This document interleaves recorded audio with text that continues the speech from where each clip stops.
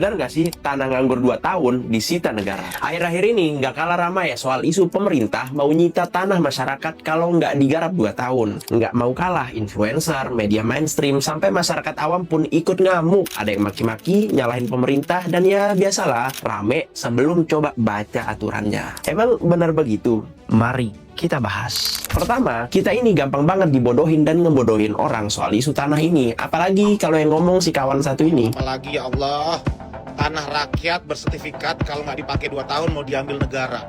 Dikit-dikit bilang, kalau tanah nggak dibangun 2 tahun, langsung disita negara. Tapi nggak ada yang buka UU, nggak ada yang baca PP. Cuma panik rame-rame sambil share postingan hoax dan nyalahin pemerintah. Kedua, sumber aturan soal tanah itu jelas ada dasarnya, tapi bukan berarti otomatis disita. Ini bersumber dari pasal 27 UU nomor 5 tahun 1960 tentang pokok agraria atau UU PA. Bukan PA ya. Hak milik hapus bila tanahnya ditelantarkan. Lalu diatur juga lewat PP nomor 11 tahun 2010 tentang penertiban dan pendayagunaan tanah terlantar. Lalu diubah dengan PP nomor 20 sebagai turunan dari UU Cipta Kerja. Artinya ini adalah aturan resmi negara, bukan karangan. Makanya dibaca.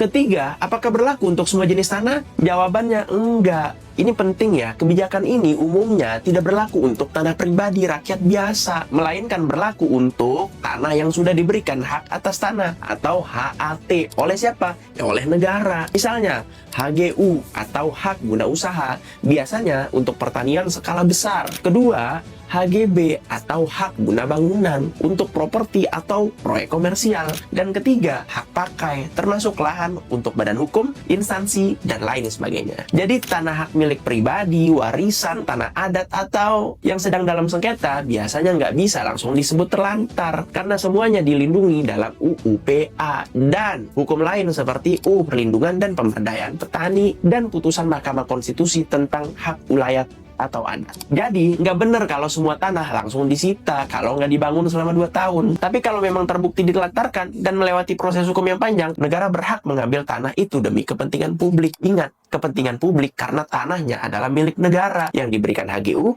HGB, dan hak pakai. Saya udah pernah bahas ini saat konten Pilpres 1 tahun lalu. Sampai sini paham kan? Jadi sebelum ngamuk dan bilang rakyat dizolimi, negara makin rakus, coba deh baca dulu undang-undangnya. Daripada teriak tanah disita, mending beli tanahnya dulu biar bermutu dan paham konteksnya. Gimana menurut kalian?